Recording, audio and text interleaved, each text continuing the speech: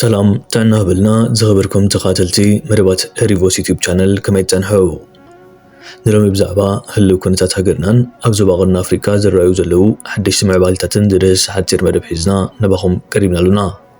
كما تروك سافتا مدبنا مسانا حتنحن كتكاتلنان بخبري نعدم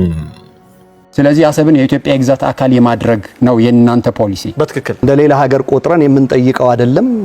በተለይ የአሰብ ወደብን በሚመለከት መጀመሪያ መሄደበት መንገድ ስህተት ነው ብለን ነው ምናምነው እሱን ኮሬክት የማድረግ እሱን የማስተካከልና ወደ ታሪካዊ ባለቤቱ የመመለስ ጉዳይ ነው ብለን ነው ምናምነው አብቀርን አፍሪካ በፍላይ አብ ጉዳይ ሱዳንን ኢትዮጵያን ለዕል ተሳትፎ በመካሄድ ሰላም ዞባ በመህዋኽ እትፍለጥ ሕብራት ኢማራት ዓረብ ካብ ኢራን ከበት መጥቃዕቲ ወርዳቅም ዘሎ ተሓቢሮ እዛ ኣብ ልዕሊ ህዝብታት ቀርኒ አፍሪካ ደም መፍሳስ ለሚዳ ጽንሐት ሃገር ሎሚ ኢዳ ክትረክብ ዝገብር መጥቃዕቲ ካብ ኢራን በጽሕዋ ከም ዘሎ ማዕከናት ዜና ዓለም ይሕብር ኣለዋ እዛ መንጎ እስራኤል ኢራን አሜሪካ ዝካየድ ዘሎ መበል 70 መዓልቱ ዝሓዘ ኩናት ንብዙሓት ኣብቲ ከባቢ ዝርከባ ሃገራት ዝለከመን ብዙሕ ማሕበረ ቁጠባዊ ፀገም ዝፈጠረን ኮይኑ ኣሎ بفلاي حبرات إمارات عرب بزراغام متقعتي اتهيزاتو صنحت ناي معباله ناي وفري ناي نقدي ناي توريزم ترتا بغصبت بايتا خزبت يزرر زلو ابتا هاجر بسنكز تقايده متقعتات زبزحو حبتابات عالمنا حبتومن نبرتومن حيزوم كهادمون ابتا هاجر صنحم انفستمنت كبتكونيوم زراي زلو اتا ابز خابي كزيف تلوا كهلوا كتسرح صنحت إمارات عرب لومي ببزح متقعتات معرفو نفرتان عبيتي تحت قرصان تهاريموم اب كبيد كسارا وديغا مهلاوا ማዕከናት ዜና ይሕብር ኣለዋ እቲ ኣብ ዱባይን ካልእ ከባቢታትን ዝወረደ መጥቃዕቲ ወላኳ ብዓይኒ ገንዘብ ክርአን ከሎ ቀሊልን ክትካእ ዝኽእልን ዝመስል ተኾነ ኣብቲ ልዕሊ ኢማራት ኣብ ብዙሕ መድያት ሓኒፃቶ ፀንሐት ምስሊ ግን ዓብ ዕንወት ወሪዱ ከም ዘሎ ፀብፂቦ ሎሚ ኣብ ዝውፅእ ሓበሬታ እውን ማዕርፎ ነፈርቲ ዱባይ ብድሮናት ኢራን ከቢድ ደብዳብ ወሪድዎ ምህላው ተሓቢሮ እዚ ድራይ ክኣክል ሎም መዓልቲ 16 ባለስቲክ ሚሳይልን 119 ድሮናት ከም ተተኮሰ ክፍለጥ ተኻይሎ ካብዚ ድማ ሚኒስተር ምክልኻል ተሃገር 15 ሚሳይላትን 119 ድሮናትን ናብ ባሕሪ ሃሪሙ ምውዳቕ ከም ዘፍሸለ ሓቢሩ ኣሎ በዚ ድማ ኣብቲ ሃገር ናይ ኩናት ኣዋጅ ተኣዊጁ ከም ዘሎን መራሕቲ ሃገር ኣብ ውግእ ምህላዎም ምሕባሩን እዩ ናሽናል ኢንተረስት ጽሒፉ ዘሎ እቲ ዝሕዝቶ በመጥቃዕቲ ኢራን ዓቕላ ዝፀበባ ሕብራት ኢማራት ዓረብ ፕሬዚደንት ሃገር ኣብ እዋን ውግእ ኣለና ክብል ንህልው ኩነታት ብዝምልከት መግለፂ ሂቡ ፕሬዚደንት ሕብራት ኢማራት ዓረብ መሐመድ ቢን ዛይድ አልናህያን ኣብ ርእሰ ከተማታት ታገር በቀጻለ ዝካየድ ዘሎ መጥቃዕቲ ሚሳይል ኢራን ኣመልኪቱ ኣብ ዛው መግለጺ ሃገሩ ኣብ እውጅ ውግእ ከም ዘላፍሊቶ እዚ መግለጺ ድሕሪዚ ሎሚ ኢራን ብካሚካዝ ድሮን ኣብ ልዕሊ ግዙፍ ኣህጉራዊ ማዕርፎ ነፈርቲ ዱባይ መጥቃዕቲ ምፍጻማ ዝወፀ እዩ ፕሬዚደንት መሐመድ ቢን ዛይድ አልናህያን ወሲቁ ሃገሩ ንድሕነት ሃገርና ህዝብናን ነበርትናን ግቡና ክንፍጽም ኢና ብምባል እቲ ሃገር ንኹሎም ኣብ ውሽጢ ኢማራት ዝነብሩ ሰባት ንምክልኻል ቃላት ኢሎ ዝብል እዩ እቲ ፕሬዚደንት በመጥቃዕቲ ኢራን ንዝተጎድኡ ዝቆሰሉ ሕክምና ዝበፅሐሉ እዋን ኣብዚ ሃገር ዘሎ ኩሉ ዜጋ ኢማራታዊ እዩ ስለዚ መንግስቲ ዝኽእሎ ዘበለ ንምሕጋዝ ክፅዕር እዩ ዝኾነ ስክፍታ ክህልወኩም የብሉን ክብል እዩ ቃላት እዩ ዘሎ ኣብ ዝሓለፈውን እቲ ፕሬዚደንት ናብቲ ሃገር ብዝተፈላለየ ምኽንያት ዝመፁ በጻሕቲ ይኹኑ ኣፈርቲ በቲ መጥቃዕቲ ተሰናቢዶም ክወፁ ኣብ ዝተራእየሉ ምስ ምጥቃዕ ማዕርፎ ነፈርቲ ተደሚሩ ዜጋታት ኣብ ዘለዎ ሆቴላት ይኹን ማዕረፊ ኣጋይሽ ብናፃ ክፀንሑ ትእዛዝ ኣሕሊፉ መንግስቲ ሕብራት ኢማራት ዓረብ ነቲ ወጻኢታት ክሽፍኖ ከም ዘለዎ እውን ኣፍሊጡ ኣሎ እዚ ነቶም ብመጥቃዕቲ ዝበሃለሩ በጻሕቲ ናብ ልቦም ዝመስል እኳ ተኾነ ኢማራት ከምቲ ዝፀንሓ ሰላምን ምርግጋእን ክሳብ ዘይተመልሰት ግን ጥር ዝብል በጻሒ ከም ዘይህሉ ንምርዳእ ተኻኢሉ ኣሎ እዚ መጥቃዕቲ ኢራን ተሰናቢዱ ዘሎ መንግስቲ ሕብራት ኢማራት ዓረብ ንመንግስቲ ኢትዮጵያ ክህቦ ፀንሐ ድጋፍ ንግዚኡ ብምሕናቑ አብይ አሕመድ ክኸፍቶ ኣብ ጫፍ በፂሑ ዝነበረ ኩናት ክሓስብሉ ገይርዎ ይርከብ ባጀት ኣብ ውሽጢ ሃገር ምጥፍኡ ዝገልጹ ምንጭታት ድማ እቲ ኩናት ትግራይ ባዕላ ካብ ዓቕሊ ፅበት ዝተላዕለ ክትከፍቶ ብዝብል አብይ ነዳድን መድሃኒትን ከልኪሉ ከም ዘሎ ሓቢሮም በዚ ምኽንያት ድማ ኣብ ትግራይ ነዳዲ ክሳብ 500 ብር ክበፅሕ እንከሎ መድሃኒት ንምርካብ ድማ ኣፀጋሚ ኮይኑ ምህላው ተፈሊጡ بتوسعي بغلتي وجن وتهدرام كساساتي كايد بمهلاو نبرتي أب كبيت شغلة راتيوم مهلاهم تبتبات يحبرو حزب تقراي كفي والله حزب تقراي مكر الله حزب تقراي دكاتي بلع الله حزب تقراي كم كرداويان كبتان تبينوا الله توسينوا الله حزب تقراي صلا إثيوبيا خوين الله أبز مسروت عدي بزح تاريخ أبز صرح له عدي مسوعتنا تبز خفل له عدي حزب تقراي قوانا حزب تقراي بعد تباهلو بعد زبر شم وصلوا بعد بقلتي منجستي نايتوب منجستي مرحتي يبلوه بعد يبلوه بانداي يبلوه نهزب تقرأي فلذي بخمس درجة زلوا من قصتي إثيوبيا أي عنكفن وسوق مالون كوا بتعمل عبي حاجة زين هزب تقرأي سخ مالسي عبي حاجة زبط عبي أو وصلوا أو تنسلوا هزب تقرأي أو وصلوا قراءة تصدلوا هزب تقرأي نور طفيو بتعمل نوريس طفيو بتقرأي بتعمل زحزن زحمم ايو سلازي اي انقفن زلو زي كونس بعل وانا نايتي غداي بايزوي بحق قيحتت بتاريخ قيحتت نصلح زخون سندات كو يم زقمطو زلو زم سبات زياتو تبطعم زهم كما تحز زلو صعبين طرح يكونن جيزه ترخيو بحقن بتاريخن قيحتت منግስት ኢትዮጵያ حز خوينو مسؤنا نغرو منግስት ኢትዮጵያ تخكل يعنقفن እናበሉ ንታሪክ ዝቅመጥ ሰነድ يقمطلو ንታሪክ كم زبالة خمس زبالة خحدات كم زبالة طفعات ريق بريو نوري بتعمل نورو طفيو أبي أحمد بتقرنيا بزقبروك على محتتون نتمد لغات بوغن هو حتى راكم زلو بمقلات تقراي داقماي تورنت زنافقات تمثل حجاتينا قن بسمع سلام عين واتسانينا قبليو بتزاواري ملوغ تحليفو تقرون بوغنهم إذا كنات مزجمر أبادي سابا زركب سرعات كابسورو كنقلو كم زغنيا مفليتهم لو ما أبزوت أحبرتها جن سرايت فدرال نتجري كجبر زغني جوعزا أقوالتو ناب كل الأمحارات تمليسو مهلا وتفلتو أب كل الأمحارات كيزلو سفيح شفنا زلو متكعتي تقتلو تكمل أهجر أكيبو ناب تجري كخطت أن حمنج أبي أحمد نستوصلوا ناب كل الأمحارات كملسو عزيز مهلا وتجليتو بحفشة زي أما أكلام مبرق تفتير زلو جت حيلان هجرات نيتوبيا عدلن كفتا جت أمن كخون كم زغل زغلتو لو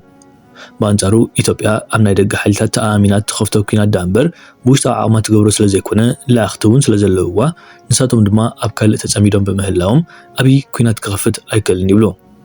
نتماوشت إثيوبيا مالتات إسرائيلن إيران لبيسهم دقفتن تقامتن كوينام زلو إثيوبيان بمتكاس نتي إمباسي إيران بمخاد وقعو حزنو زغلتة لعلوي حلافي مسلمنا إثيوبيا وسيقم حزب إثيوبيا أبكال يزلو كأي بحردو حسبيلكم أي تهوقو بمبال مقوتم زغربون اللو أوشت إثيوبيا بزحات بهايمانوت ببهر بزرعن عليتن كقتلن نوعلو إيران دو إسرائيل دبلغو جلها تفتيرو مهلاو كبيد زغنا وطري أسفينو مهلاو تحبيرو أمودتا نتحسب نمتغلال منግስት أبي أحمد شيخ جزي سراويتن أصواراتن ناب تجراين ناب إيرتران يتزقع كاب إيرترا أمحاران تجراين كاروت مشارختن كمتو زغل جبر ملسي أبقم تأتيو المغرات باجت إماراتون تجنزيبو نجزيو كينات كام مكياد تعقيبو يزرع إذا أبتقرأ زلو حترات كنزبن دوموزن ندادن مدهنيتن كمون محبراو مسالتان جن للعاقم بمخدو أبز سومونات حدش نقر كفتر كم زغل زقمتو بزحتيهم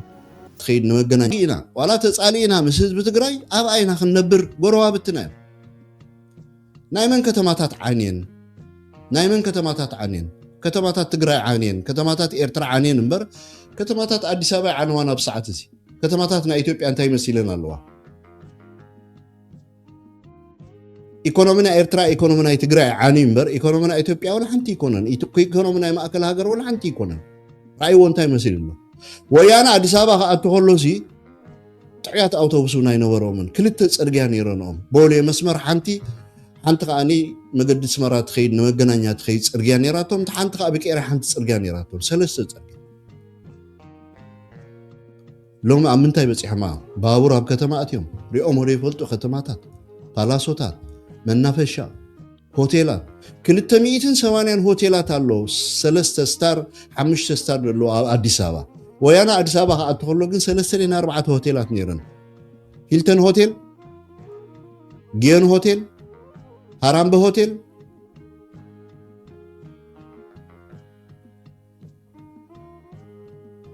ካልወል ሓንቲ ሆቴል አይነበረን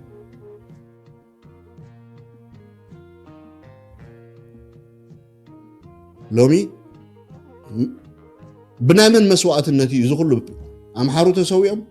دق اورومو تسويهم مولو اب 17 عامت ناي قالس ناي درغن مودا حدا كو ود اورومو اب قالس حزب تግራይ تسوى ابتي ني درغ مودا سالس يلن ኤርትራውያን ተጋሩን የሞዲ ቆምሉ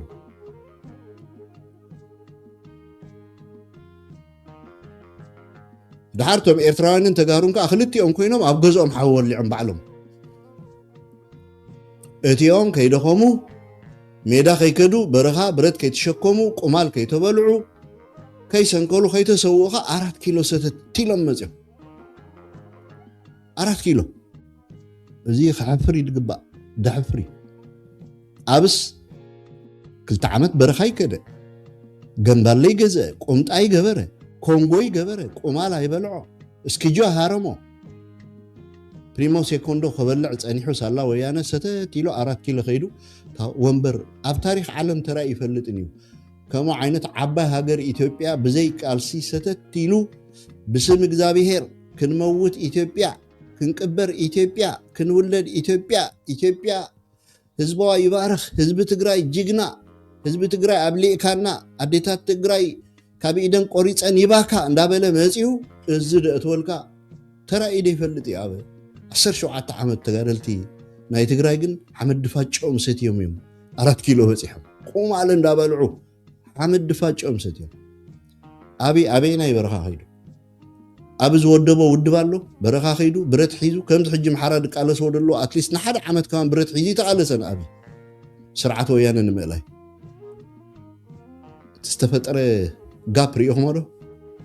ሕወሓት ብደይ ሻዕብያ ብደይ ሕወሓት ዝበሃል ፕሪንስፕ ሪኢኹሞ ዶ ክሳብ ክንደይ ከም ዝሰርሕ 4 ኪሎ ኣፍ ደገ ጋህ ኣቢልዎ ፀሊእና ኢትዮጵያን ኣብ ልዕሊ ወያነ ጠርዙ ሓሊፉ መፅኡ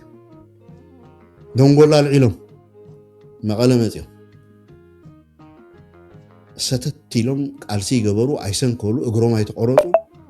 ታንኪ ኣይደየቡ ኣይወረዱ መፅኦም 4 ኪሎ ቦታ ሒዞሞ ሕጂ ክንሸነልኩም ኢና ኣብ ኣፍኩም ደሃብናኩም በሊዕኹም ስቕ በሉ ንኤርትራ ክንወራ ኢና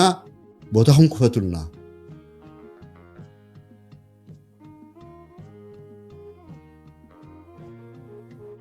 ዳኩም ኣሎ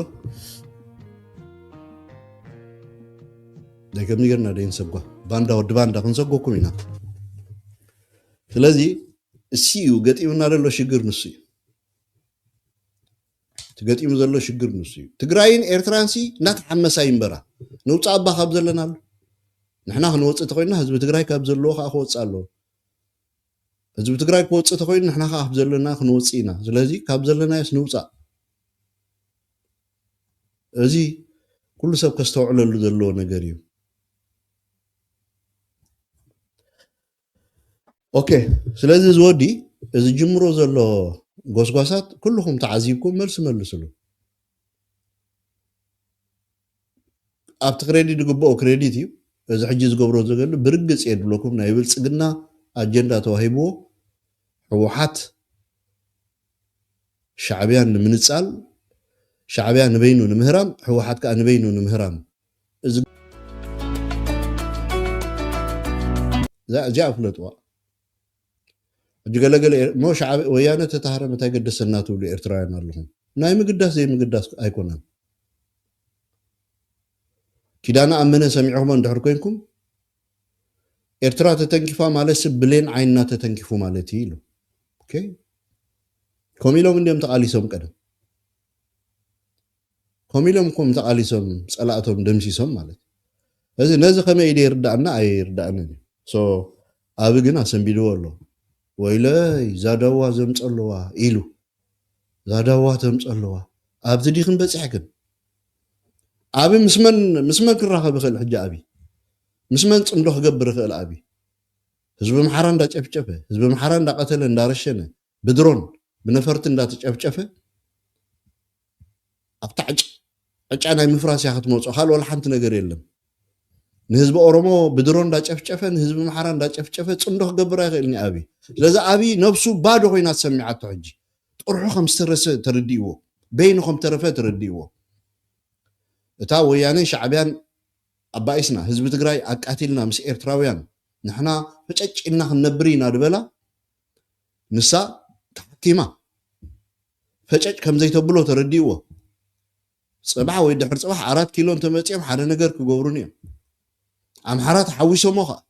ስለዚ ክነብር ኣይኽእልኒ ሱዳን ከዓ ተሓዊሶሞ ክነብር ኣይኽእልኒ ተዓቕሊ ፅበት ኣብዚ ይበፂሑ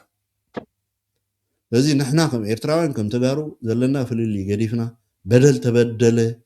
ዝጎደለ እንተሎ ንፅባሕ እንታይ ብቕሬታ እንታይ ብካሕሳ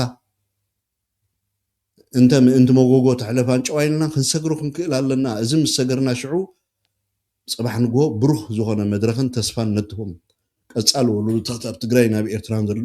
አትሊስት ከማን አትሊስት የድብለኩም بسلام غربابت ኮይኖም ቶም አብደብ ዘለው ህዝብ እዚ ከምቶም ኩሎም ዝማዕበሉ ዓለማት بسلام ውዒሎም ክሓድሩ ማሕረሰም ክገብሩ ንግዶም ክገብሩ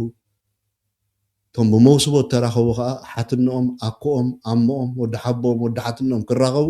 ክንገብር ክንክል አለን اوكي قال لما عتي مس بيتروس تراخيبنا سلك دو يللو بيتروس ننوح جزي تفينا تصنحه بزيك العالم انا تذكروا بيتروس سنبت بروجرام نيراتو صبوت تمكرو له حيال سبيو مهرنا نيرو تعمها ابريشيت نغورو كلتا سلسه جزي دو يللو كلتا هذا جزي مسج سدي دلو ناي فويس مسج ملسي رخبكن انا بتمقش هذا خدو ويسرح سلاز غيره يتعامون قليله ده حسن نيره ده حركه كل جزي تليفون مقطقات مرباش كوين سلت تسمعني زي ابو تغودي امو اب حزني نيرو انتوي بتليفون تراخيبنا بتعام حزينه دحري ابو مغداون ابت فاميلي قبرلو ناي نبرت ነገር አሎ ብዙሕ ነገር አሎ بتعام بيزي نيرو حدا غزي يسمعكم ጽቡቅ ተኸድኩም ዘለኹም ሪኤኩም ነይረ ግን ግዜ ረኸብኩን ኣብ ሓዘን ነይረ ስለዝበለኒ ዝግበር ነገር የለን ንወላዲኡ መንግስት ሰማይ ዋርሶም ነቶም ስድራ ድማ ጽንዓት ሃቦም ኣብ ቀረባ ግዜ ግን ክምለሰኩም ስለዝበለና አይ ሆፕ እቲ ጉዳይ ናይ ፋሚሊ ናይ ስድርኡ ወጋጊኑ ቢሉ ብዙሕ ነገር አሎ ሓዘን ብዙሕ ነገር ገዲፉልካ ይዝኸይድ ካብቲ ስነልቦና ጀሚሩ ኣብ ፋሚሊ ኣብ ቤተሰብ ገለ ብዙሕ ሽግር አሎ ሶ ብሽም ኩልኩም ብሽም ዛ ሚዲያ ድማ ምሳና ሓውናን መምህርናን አላይናን ስለዝነበረ ብዙሕ ነገር ስለዘፍለጠና ፒት ሓውና ወላዲኻ ንኽብር ወላዲኻ መንግስት ሰማይ ዋርሶም ንዲኻ ጽንዓት ይሃብን ንኹልኩም ኣሕዋት ጽንዓት ይሃብኩም ቴንክ ዩ ጃ خبل دلي سو ኣብ ቀረባ ግዜ ክመጽእ ገለይል ንሎ ኩልኩም ድማ ጽንዓት ሃቦም ኢልኩም እቲ ባህላዊ ግቡእና ንግበር ማለት እዩ